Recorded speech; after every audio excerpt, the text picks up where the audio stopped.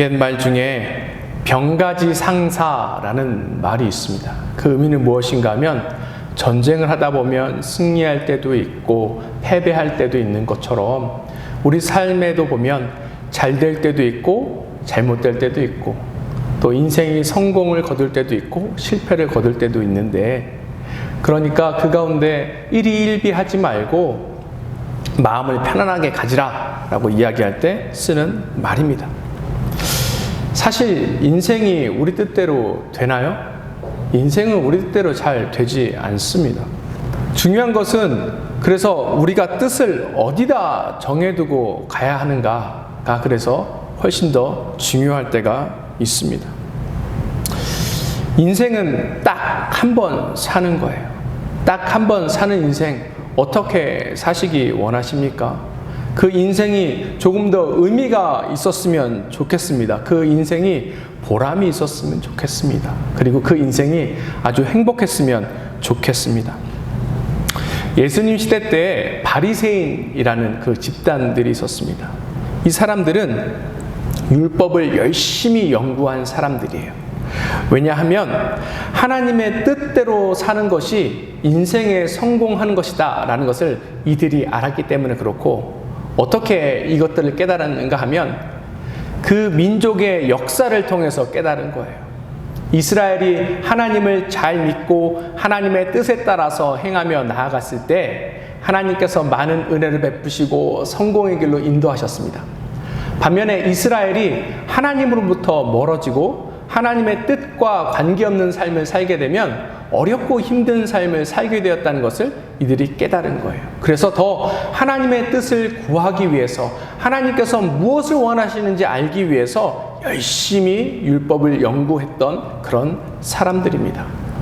그런데 이 바리새인들이 살고 있을 때, 예수님 당시 때 여전히 이스라엘은 로마 정부로부터 간섭을 받고 있었고 독립을 이루지 못하였기에 계속해서 어려운 삶을 살고 있었습니다.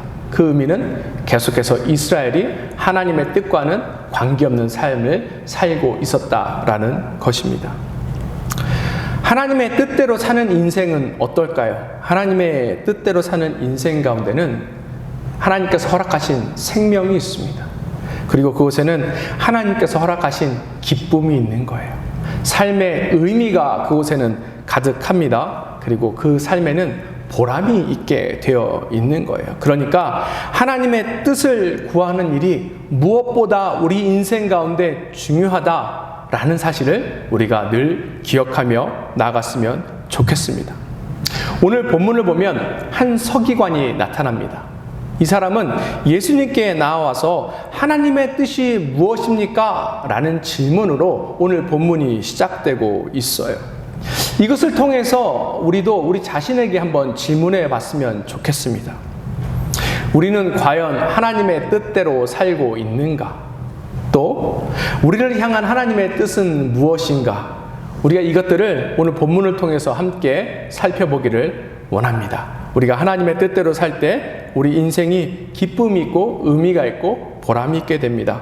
우리를 향한 하나님의 뜻은 첫 번째, 하나님의 말씀을 사랑하는 것입니다. 오늘 서기관이 등장하는데, 이 서기관은 우리가 지난주에 또 지지난주에 살펴봤던 바리새인들의 무리, 또 사두개인들의 무리와는 다릅니다.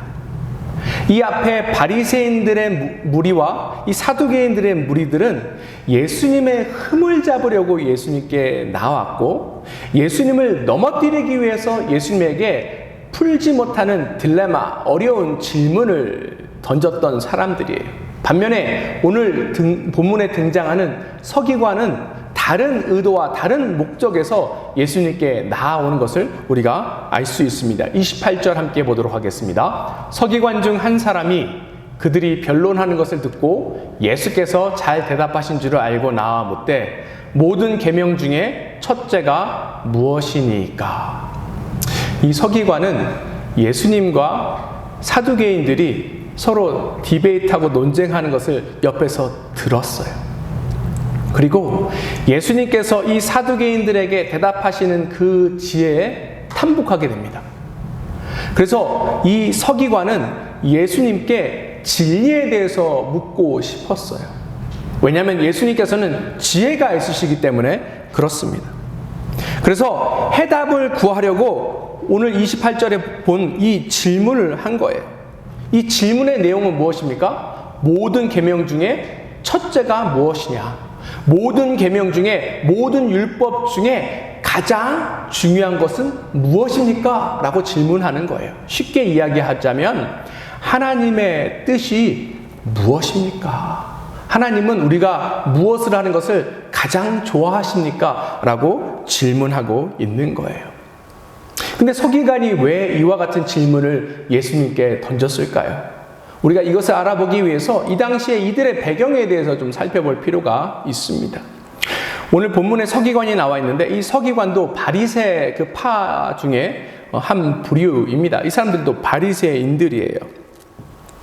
앞에 말씀드린 것처럼 바리새인들은 하나님의 뜻을 잘 지키기 위해서 열심히 율법을 연구해서 무려 613가지의 율법을 정리합니다.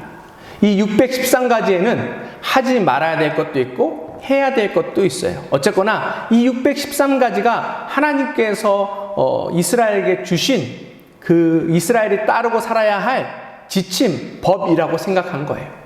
근데 그러다 보니까 613가지라는 엄청난 그 압도적인 그 수 앞에 때로는 사람들이 무엇이 더 중요하고 무엇을 더 따라야 하는가에 대한 질문이 생기게 되겠지요. 그래서 이 당시에 서기관들, 율법사들은 또 연구했어요. 이 613가지 중에서 어떤 것이 더 중하고 어떤 것이 더 경하고 또 어떤 것이 더 실제적이고 어떤 것이 더 근본적인지에 대해서 공부하고 연구하고 서로 나누고 가르치고 했습니다. 근데 이 당시에 서기관들도 많고 랍비라고 불리우는 사람들도 많은데 이 사람들이 문제가 무엇인가 하면 각자의 기준이 달랐다는 거예요. 어떤 사람은 이 율법이 더 중요하다고 이야기하고 어떤 사람은 저 율법이 더 중요하다고 이야기하고 어떤 사람들은 이게 더 실제적이니까 이것을 지켜야 한다고 이야기하고 어떤 사람들은 이게 더 근본적입니다 라고 이야기합니다. 서로 일치된 게 없었어요. 왜 그랬을까요? 왜냐하면 이들 가운데 이 기준이 자기 자신에게 있었기 때문에 그렇습니다. 각자가 가지고 있는 생각이 기준이 되어서 어떤 사람은 이게 더 중요하다고 이야기하는 거예요. 각자가 가지고 있는 가치가 다르기 때문에 이것이 더 중요하다, 저것이 중요하다 서로 이야기하는 것입니다. 각자가 가지고 있는 철학이 다 달랐습니다. 지금 우리가 살고 있는 세상도 그렇지요. 우리가 세상에 지혜 있는 사람에게, 철학자에게 이렇게 질문할 수 있어요. 우리 인생에서 가장 중요한 것이 무엇입니까? 질문할 수 있죠. 그럼 이 세상의 지혜자들은 뭐라고 대답할까요? 사실 그들은 정확한 진리를 모르기 때문에 정확한 대답을 해줄 수 없습니다. 그래서 마치 그럴싸한 이야기를 그냥 두리뭉실하게 하는 경향이 있어요. 우리 인생에서 중요한 것이, 가장 중요한 것이 무엇입니까? 라고 이야기하면 이렇게 이야기하는 사람이 있을 것입니다. 그렇다면 중요하지 않은 것이 있을까요? 인생에 있어서 중요하지 않은 것은 없지요. 이렇게 이야기할 거예요. 또 어떤 사람은 지금 당신 마음에 와닿는 그것이 가장 중요한 것입니다. 그것을 지키고 살아가세요 라고 이야기할 수도 있어요. 어떤 사람들은 지금 당신 마음속에서 가장 원하는 것, 좋아하는 것, 그게 제일 중요한 것입니다. 그것을 하고 그것을 지키고 그것을 얻기 위해서 살아가세요 라고 이야기할지도 모릅니다. 그런데 이게 진리인가? 아니죠. 이것이 하나님의 뜻인가? 아니죠. 우리가 어디에 살고 있는지를 날마다 기억해야 합니다. 우리가 살고 있는 이 도시, 살고 있는 세상이 어떠한지에 대해서 날마다 기억해야 해요. 우리가 살고 있는 이 도시, 이 세상은 늘 우리를 미혹시킵니다. 그리고 늘 우리에게 혼란을 줘요. 세상의 기준과 세상의 잣대를 우리에게 줘서 우리로 하여금 하나님을 자꾸 잊어버리게 만듭니다. 하나님의 뜻을 잊어버리게 만들어요. 이것이 우리가 사는 세상이라는 사실을 우리가 기억했으면 좋겠습니다. 그런데 이 서기관이 예수님께 하나님께서 원하시는 것이 무엇입니까? 하나님의 뜻이 무엇입니까? 라고 질문했을 때 예수님은 뭐라고 대답하셨을까요? 29절 보겠습니다.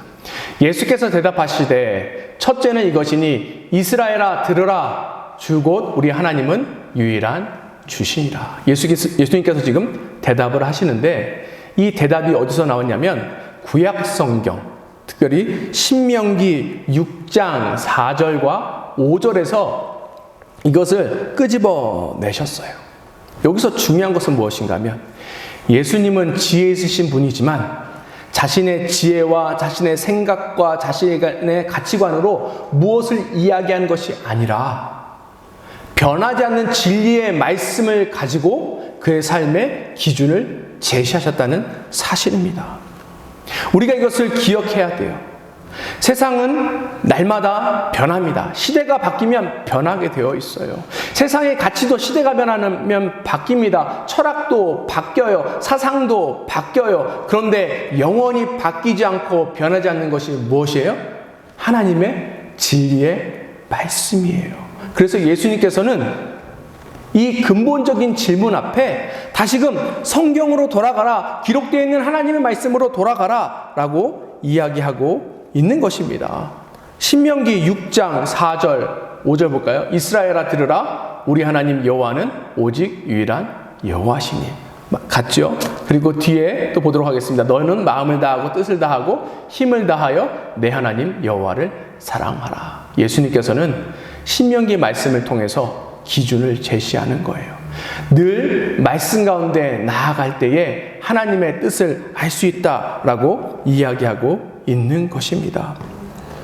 우리의 생명이 이곳에 있음을 늘 기억했으면 좋겠어요.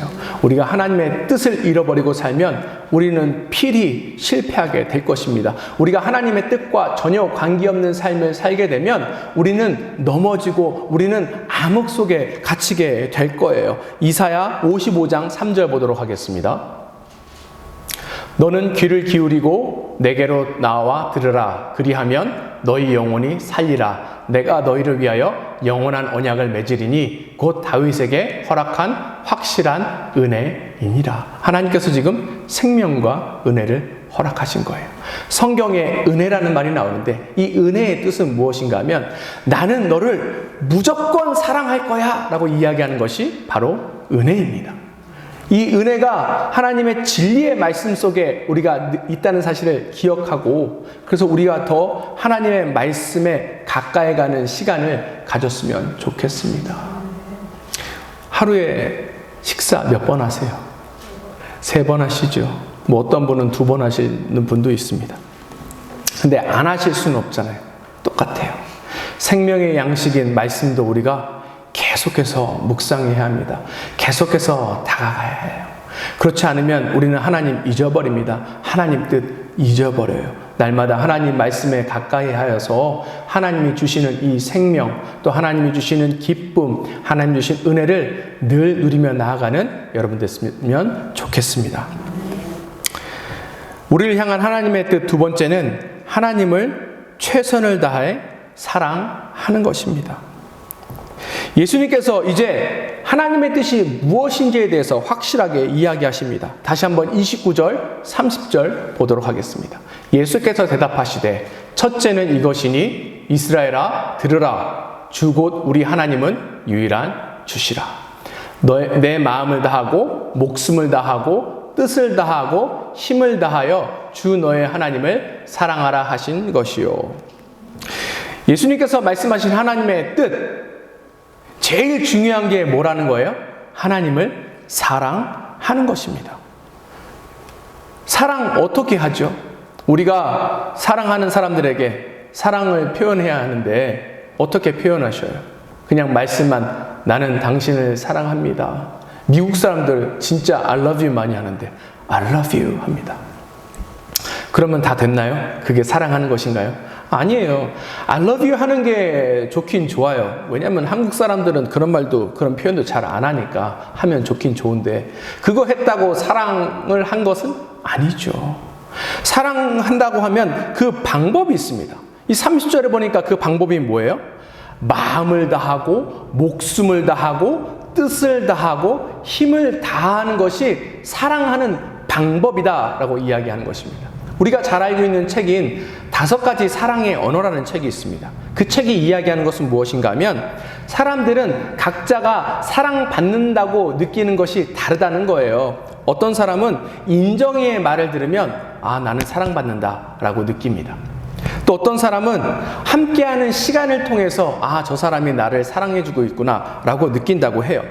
또 어떤 사람은 선물을 받을 때 사랑받는다고 느끼는 사람이 있고, 또 어떤 사람들은 누군가가 자신을 위해서 봉사해 줄 때 나는 사랑을 받는구나 라고 생각을 합니다. 어떤 사람들은 또 스킨십을 통해서 사랑을 받는다고 해요. 이 5가지가 있는데 어떤 사람들은 이 5가지 중에 하나를 가지고 있는 사람도 있고, 2를 가지고 있는 사람도 있고, 다 가지는 사람들도 있을 수 있습니다. 중요한 포인트는 무엇인가 하면 각자가 사랑을 느끼는 방법, 언어가 다 다르다는 거예요. 오늘 마음을 다하고 목숨을 다하고 뜻을 다하고 힘을 다하는 것은 하나님께서 느끼시는 사랑의 언어라는 거예요. 우리가 이와 같이 할 때 하나님께서 너희들이 나를 사랑하는구나 라고 느낀다라는 사실입니다. 근데 중요한 부분이 여기 있어요. 무엇인가 하면 우리가 오해하지 말아야 될 것이 있는데, 지금 하나님께서는 사랑을 강요하시는가 우리가 생각할 수 있습니다. 이것이 종교적인 의무라고 우리가 생각할 수도 있어요. 어떤 종교는 구원받기 위해서 성지순례를 해야 되는 데도 있고, 기도를 하루에 5번씩 해야 되는 데도 있고, 금식을 1달 동안 해야 되는 데도 있고, 등등 많습니다. 지금 하나님께서 요구하시는 이것이 종교적인 의무를 강조하는 것이 결코 아니라는 사실이에요. 앞에 말씀드린 것처럼 바리새인들은 613가지의 율법을 정해놓고 그것을 철저히 열심히 지켰던 사람들입니다. 그래서 예수님 당시 때 이 바리새인들이 대중으로부터 인기도 얻었고 힘도 있고 명예도 있었습니다. 그런데 우리가 이 바리새인들의 모습을 보고 바리새인들에게 2가지 질문을 꼭 해야 합니다. 당신들이 그렇게 하나님 율법을 잘 알고 율법을 지킨다고 하는데 정말 하나님께서 그것을 기뻐하십니까? 라고 우리가 질문해야 돼요. 2번째, 당신이 열심히 그렇게 하나님을 섬긴다고 하는데 그러면 당신의 그 삶은 지금 행복합니까? 라고 질문해야 해요. 그리고 이 질문은 우리에게도 동일하게 해야 합니다. 우리가 신앙생활하고 우리가 열심히 하나님 앞에 나아간다고 하는데 과연 우리의 이 모습을 하나님께서 기뻐하시는가? 또 우리가 열심히 신앙생활하고 있는데 이 신앙생활 가운데 기쁨이, 진정한 행복이 있는가 질문해야 합니다. 만약에 이 질문에 둘 다 예스라고 대답하지 못한다면 무언가 문제가 있는 거예요. 이것이 종교의 의무가 돼서 우리를 억누르고 있는 짐이 될 수 있습니다. 그러면 어느 순간 우리는 이 무거운 짐에 짓눌려서 번아웃 될 거예요. 그리고 어느 순간 이 모든 것들을 포기하게 될 것입니다. 사람들은 의무로 뭘 해라, 뭘 강요하고 강제하면 반발하려는 심리가 있습니다. 거기엔 기쁨이 없어요. 아이들을 키우다 보면 아이들에게 뭘 이야기할 때가 있습니다. 야, 내가 너 이거 하라고 이야기했는데 왜 여태까지 이것을 하지 않았니? 라고 이야기하면 자녀들이 뭐라고 해요? 죄송합니다. 제가 미처 하지 못했어요. 다음엔 잘할게요. 이럽니까? 그러면 좋은데 오히려 더 화를 내요. 아니, 내가 지금 하려고 그랬는데 왜 엄마 지금 이렇게 이야기했냐고. 말 안 했으면 내가 했을 건데 지금 말하니까 난 너무 기분 나빠서 못하겠다고 이렇게 이야기합니다. 저희 아이들도 그렇게 이야기할 때가 많아요. 그런데 곰곰이 생각해 보니까 저도 어렸을 때 저희 어머니에게 그렇게 이야기했던 것 같아요. 왜 그래요? 사람들은요, 무언가 강제로 하라 그러면 하기 싫은 거예요. 강요하면 하기 싫은 거예요. 아무리 힘들고 어려워도 자기가 하고 싶고 기쁨이 그 가운데 있을 때 할 수 있다라는 사실입니다. 오늘 예수님께서 제일 중요한 계명이 하나님을 사랑하는 것이다 라고 이야기하는데, 그 전에 우리가 먼저 그래서 살펴봐야 될 부분들이 있어요. 그 앞구절인 29절 후반부 보도록 하겠습니다. 주 곧 우리 하나님은 유일한 주시라. 지금 예수님께서 신앙 고백에 대해서 이야기한 것 같은데, 여기에는 엄청난 의미가 숨겨져 있습니다. 지금 하나님, 여호와 이렇게 지금 이야기하고 있는데, 이 하나님 앞에 어떤 단어가 있어요? 우리라는 말이 있죠. 우리 하나님인 겁니다. 지금 이 29절이 이야기하는 것은 무엇인가 하면, 하나님과의 관계성에 집중해라 라고 이야기하는 거예요. 세상에는 하나님의 존재를, 신의 존재를 인정하는 사람도 있고 인정하지 않는 사람도 있습니다. 하나님, 즉 신의 존재를 인정하는 사람들 중에 그 신이, 그 하나님이 자기와 관계가 있다라고 생각하는 사람들도 있는 반면에 그렇지 않다라고 생각하는 사람들도 있어요. 우리는 어떻습니까? 이 하나님이 우리 하나님이에요? 아니면 누군가의 하나님이에요? 아니면 전혀 우리랑 상관없는 어떤 그냥 엄청난 존재입니까?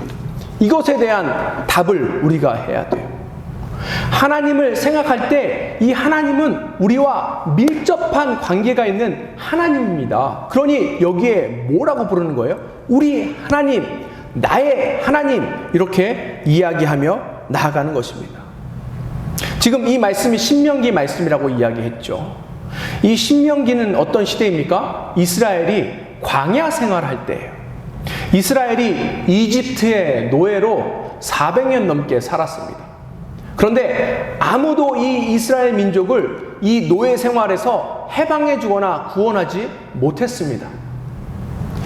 이집트는, 그 당시에 이집트는 여러 신을 섬겼던 그러한 나라였어요.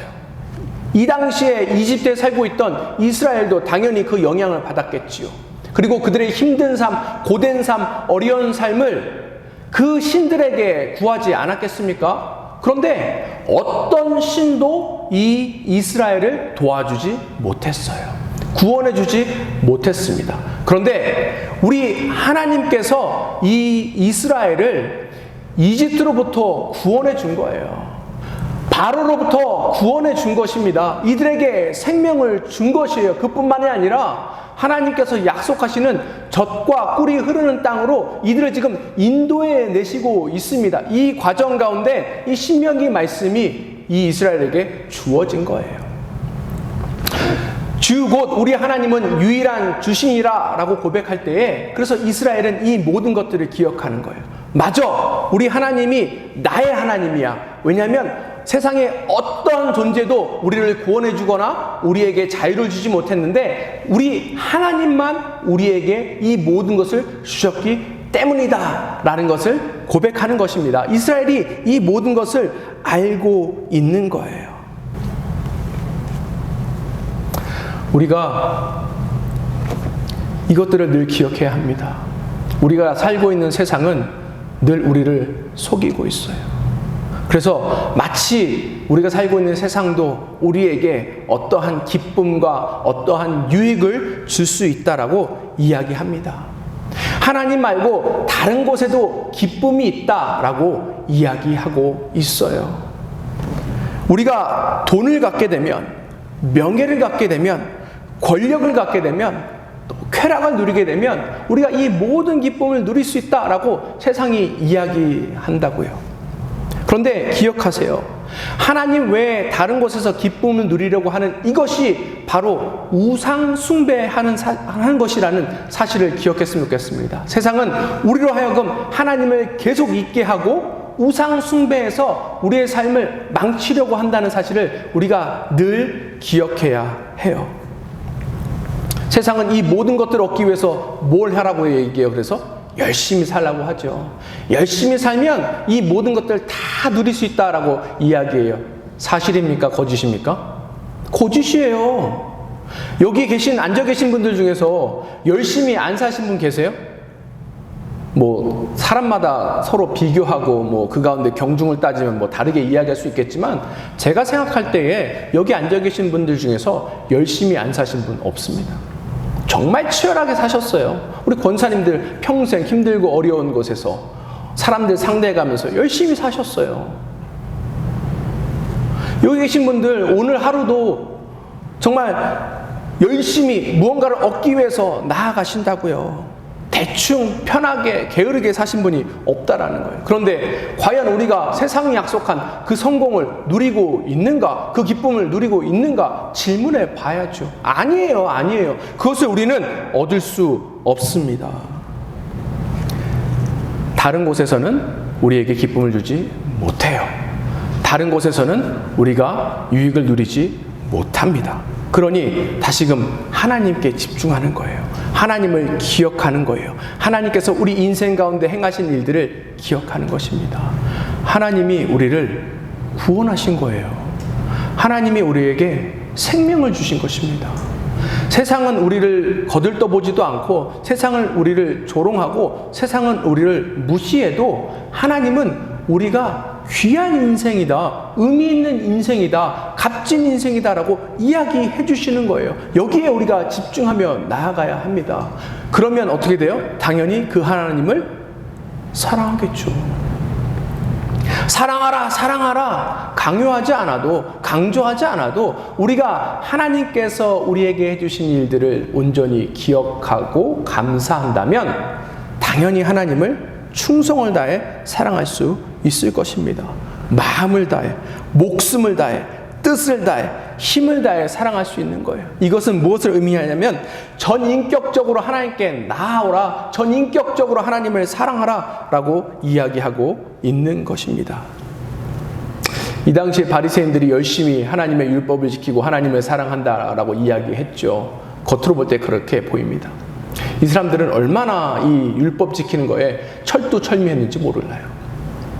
11조도 정확하게 계산해서 늘 하나님께 드렸습니다.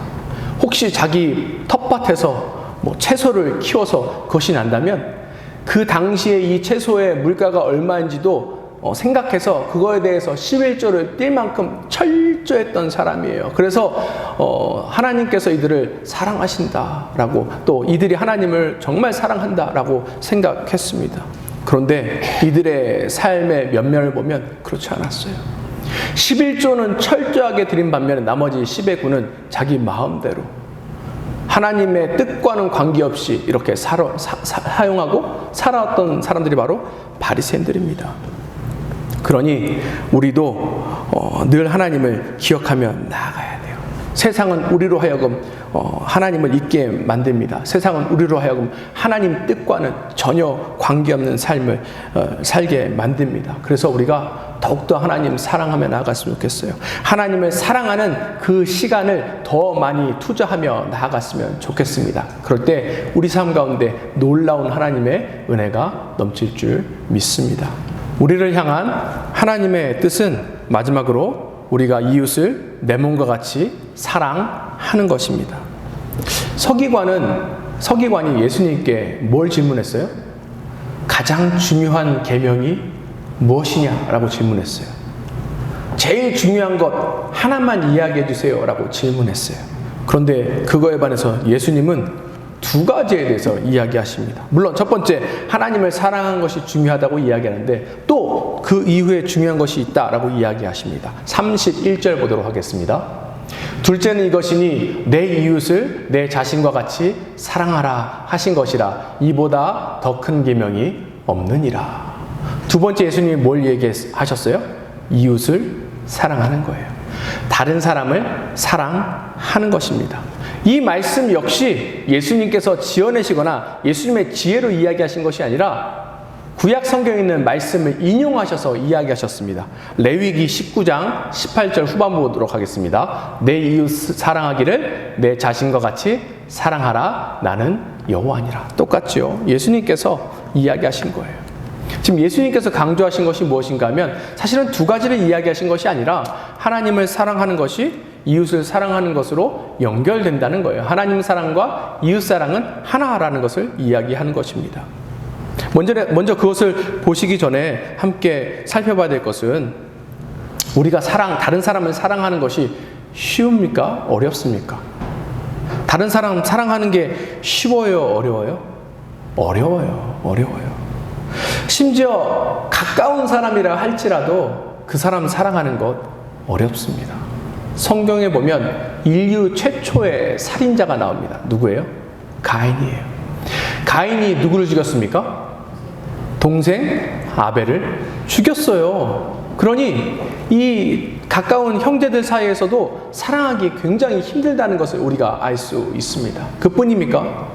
우리가 잘 알고 있는 것처럼 요셉의 형제들도 그랬죠. 요셉의 10명의 형들이 요셉을 죽이려고 했어요. 근데 차마 죽이지 못하니까 어떡합니까? 이집트의 노예로 팔아버리죠. 이와 같이 우리가 사랑하기 너무 어려워요. 물론 우리에게 잘해주는 사람은 우리가 똑같이 잘해줄 수 있겠죠. 그런데 우리도 하나님처럼 조건 없이 다른 사람을 사랑할 수 있는가? 굉장히 어렵습니다. 왜 그런가 하면 우리 마음에는 일단 사랑이라는 것 자체가 없어요. 그 대신 우리 안에 가득 채워 있는 것이 무엇입니까? 시기하는 마음, 질투하는 마음, 이런 게 있습니다. 그러니 가까운 형제, 친척도 우리가 사랑하지 못하고 우리가 그들을 미워하는 거예요. 시기심이 그 안에 있기 때문에 그렇습니다. 우리나라 예속담에 그래서 어떤 이야기가 있어요? 사촌이 땅을 사면 배가 아프다. 우리는 이와 같이 사랑 못하는 존재입니다. 그런데 성경이 우리가 사랑할 수 없는 이유에 대해서 아주 정확하게 지적합니다. 요한일서 4장 7절과 8절입니다. 사랑하는 자들아, 우리가 서로 사랑하자. 사랑은 하나님께 속한 것이니 사랑하는 자마다 하나님으로부터 나서 하나님을 알고 사랑하지 아니하는 자는 하나님을 알지 못하나니 이는 하나님은 사랑이심이라. 왜 우리 안에 사랑이 없대요? 우리가 하나님의 사랑을 모르기 때문에 그런 거예요. 왜 우리가 다른 사람을 사랑하지 못하는 거예요? 하나님의 사랑을 온전히 깨닫지 못하고 우리 안에 하나님의 사랑이 없기 때문에 그렇습니다. 그러니 예수님께서 지금 강조하시는 하나님 사랑과 이웃 사랑이 같다라는 것이 여기서 나타난 거예요. 이게 일맥상통하는 것입니다. 앞에 우리가 하나님을 사랑해야 된다라고 이야기했어요. 그런데 그 전에 하나님의 사랑을 우리가 받으면 우리 삶의 의미를 깨닫게 된다라고 말씀드렸습니다. 우리 삶이 얼마나 가치가 있다는 것을 알게 된다라고 이야기했어요. 우리 삶의 가장 큰 의미가 무엇일까요? 우리가 언제 가치 있는 그러한 존재가 될까요? 그것은 다른 사람을 사랑할 때예요. 세상에 어떤 일로 보람을 느끼시겠어요? 세상에 어떤 일로 의미를 찾으시겠습니까? 그것은 다른 사람을 섬기고 돕고 나아갈 때입니다.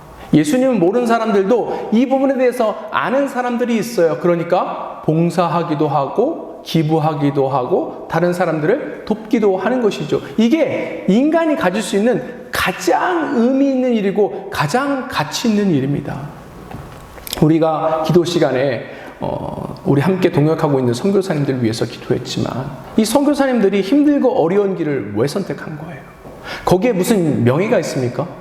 거기에 무슨 금전적인 보상이 있습니까? 아니에요. 왜요? 여기에 큰 의미와 가치가 있다는 것을 깨닫기 때문에 그런 것이고 또 그 의미와 가치는 하나님의 사랑을 온전히 누리고 나아갔기 때문에 얻은 것이기 때문에 그렇습니다. 우리도 이와 같은 것을 가지고 이웃에게 나아갔으면 좋겠어요. 이와 같은 것을 가지고 다른 사람에게 나아갔으면 좋겠습니다. 누군가를 살리는 일 얼마나 귀한 일입니까? 누군가의 필요를 채우는 일 얼마나 가치 있는 일이에요. 이것은 누구나 할 수 있는 일이에요. 세상에 성공한 사람, 유명한 사람만 할 수 있습니까? 아니에요. 우리도 그와 같은 일은 할 수 있다는 거예요. 그것을 할 때마다 하나님께서 우리의 삶을 기뻐하실 뿐만 아니라 그것을 할 때마다 우리가 더욱더 우리 삶의 의미를 찾아가고 우리가 그 가운데 기쁨과 행복을 누리며 나아갈 수 있는 것입니다. 신약 성경에만 사랑이라는 단어가 무려 284회나 나옵니다. 그 의미는 그만큼 중요하다는 것이겠죠. 그게 하나님의 뜻이라는 거예요. 그런데 여기 보니까 예수님께서 어떻게 사랑하라라고 이야기하셔요? 내 몸과 같이 사랑하라라고 이야기하십니다. 사랑의 방법, 다른 사람을 사랑하는 그 방법은 내 몸과 같이 사랑하는 거예요. 성경의 사랑에 대해서 집중적으로 나온 그 챕터가 있습니다. 어딘가 하면 고린도전서 13장이에요. 그 중에 우리가 고린도전서 13장 5절을 함께 보기를 원합니다. 무례에 행하지 아니하며 자기의 유익을 구하지 아니하며 성내지 아니하며 악한 것을 생각하지 아니하며. 이것이 사랑을 한다면 이런 것들을 피하고 나아가야 된다는 거예요. 다른 사람의 생명을 살리고 다른 사람의 필요를 돕기 위해서는 이러한 것들을 우리가 하지 말아야 된다라고 이야기하는 것이거든요. 이 중에 중요한 것이 있습니다. 뭐예요? 무례히 행하는 거예요. 우리가 무례히 행하면 영혼은 상처받습니다. 우리가 다른 사람에게 무례히 행하면 그 영혼을 잃게 되는 거예요. 어느 한 분의 절규가 생각이 납니다. 이분이 뭐라고 이야기하시냐면 우리 몸에는 상처가 생기면 굳은 살이 생긴다는 거예요. 그래서 그 다음에는 그 굳은 살 때문에 아픔을 느끼지 않는다고 합니다. 그런데 우리 마음은 굳은 살이 생기지 않아요. 그래서 계속해서 무례히 행할 때마다 계속해서 상처를 입게 되고 그 상처가 더욱더 깊어진다라고 어떤 분이 고백했습니다. 기억하세요. 무례히 행하면 그 영혼을 우리는 잃게 되는 거예요. 무례히 행하는 것은 막말하는 것입니다. 우리가 막말하는 사람인지 무례한 사람인지 우리 삶을 되돌아봤으면 좋겠어요. 우리가 쉽게 말을 내뱉는데 이 말을 통해서 이 말을 듣는 사람이 혹시 상처받는 것은 아닌지, 그 상처 때문에 공동체를 떠나는 것은 아닌지, 그 상처 때문에 신앙을 떠나지는 않는지 한번 생각해 봤으면 좋겠습니다. 만약에 내가 그 말을 들을 때 내가 상처 입겠다 생각하는 말은 하지 않는 것이 훨씬 더 중요합니다. 왜요? 그것이 영혼을 잃고 영혼을 쓰러뜨리는 일이기 때문에 그래요. 하나님을 기쁘게 하시길 원하십니까? 하나님을 사랑하시길 원하세요? 이웃을 사랑하시길 원하세요? 그러면 우리가 분명하게 선을 지키고 그 영혼을 살리는 일에 나아가야 합니다. 우리가 가지고 있는 말도 그래서 어떻게 쓰여야 돼요? 영혼을 살리는 일만 이야기해야 합니다. 너는 이게 문제고 저게 문제고 저걸 고쳐야 돼 라고 이야기하는 것은 우리의 본능적인 습성이에요. 어떻게 다르게 이야기할 수 있습니까? 너는 이런 장점이 있고 저런 장점이 있고 이것 때문에 빛나, 이렇게 이야기해야 합니다. 계속해서 다른 사람 말로 섬기며 나아갈 때에 우리 공동체에 하나님께서 주신 사랑이 더욱더 풍성해질 것이고 이것을 통해서 우리 영혼이 살아날 줄 믿습니다. 말씀을 마무리하려고 합니다. 성공하는 사람들의 특징이 있어요. 그 사람들의 특징은 무엇인가 하면 삶의 태도가 굉장히 긍정적입니다. 마음의 태도가 굉장히 긍정적이에요. 활짝 열려 있습니다. 오늘 본문을 본 서기관의 마음은 활짝 열려 있는 사람이에요. 좋은 마음의 자세를 가지고 있는 사람입니다. 예수님께 마음을 열고 진리를 예수님께 구하기 위해서 나아갔던 사람이에요. 그 결과 어떻게 됩니까? 34절 보도록 하겠습니다. 예수께서 그가 지혜 있게 대답함을 보시고 이르시되 내가 하나님의 나라에서 멀지 않도다 하시니. 오픈마인드로 좋은 태도로 예수님께 나아간 이 서기관이 뭐래요? 하나님의 나라에 가까이 갔다라고 예수님께서 인정해주고 계십니다. 왜 그런가 하면 이 말씀이 가지고 있는 특징 때문에 그래요. 말씀은 늘 우리로 하여금 생명 가운데 나아가게 합니다. 말씀은 늘 우리를 진리 가운데 나아가게 하는 거예요. 그래서 말씀이 이 서기관으로 하여금 하나님 나라에 가까이 가게 만들었습니다. 그런데 여기서 더 중요한 게 있어요. 무엇인가 하면 여기서 멈추면 안 된다는 사실입니다. 지금 이 서기관이 하나님 나라에 가까이 왔지 하나님 나라를 손에 얻었다라고 예수님께서 이야기하지 않으시죠. 그러니까 한 걸음 더 나아가야 합니다.